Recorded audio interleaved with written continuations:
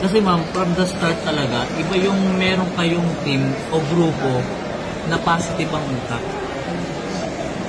Kasi yung kahit ikaw wala kang pangarap, basta ang kasama mo palagi, nakakasalamuha mo ng mga tao, ay may pangarap, may gustong marating, ikaw mapupush ka talaga na ano eh. Yung is not about yung pera, okay, kikitain mo talaga yan, kahit anong gawin mo, may kikitain ang pera. Pero yung community na nabibuild dun sa samahan, tapos yung nadadagdag sa'yo na knowledge, at mas lalo kagaya ngayon, yung topic natin about growing sa isa't isa, mas lalo ka natitrigger na kailangan kong abutin yung pangarap ko dahil pala hindi ako talaga ako tumigil sa gusto kong gawin. Kasi may mga tao na mas maedad pa sa akin, pero sila, dream pa rin pala silang magtapos. Oo, ngayon, kasi dati na, nung ano, nasa isip ko lang talaga, sige, mag-business na lang ako, kumita na lang ng pera. Pero dahil nga, naging topic na natin na gano'n, parang na-refresh ulit yung mind ko at nandun ulit yung trigger ko na kailangan talaga may patunayan ako, kailangan makagraduate ako ng college talaga.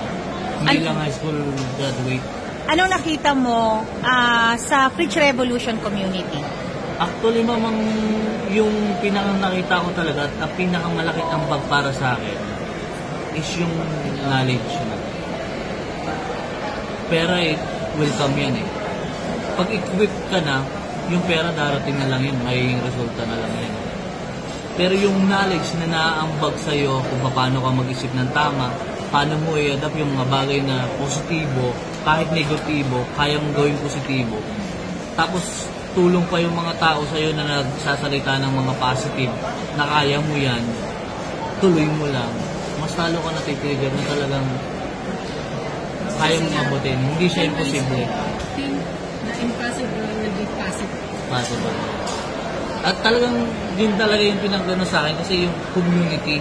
Kasi yung experience ko nung nasa Philip French Remo talaga ako, dun nag-umpisa na develop siguro. Ay, galing ako sa wala, di ba? Talagang bahay, trabaho. Hindi ko alam na about merong mga law of attraction. Hindi ko alam na kailangan you doing mag-community ka sa mga positibong tao para maging positibo ka din, di ba?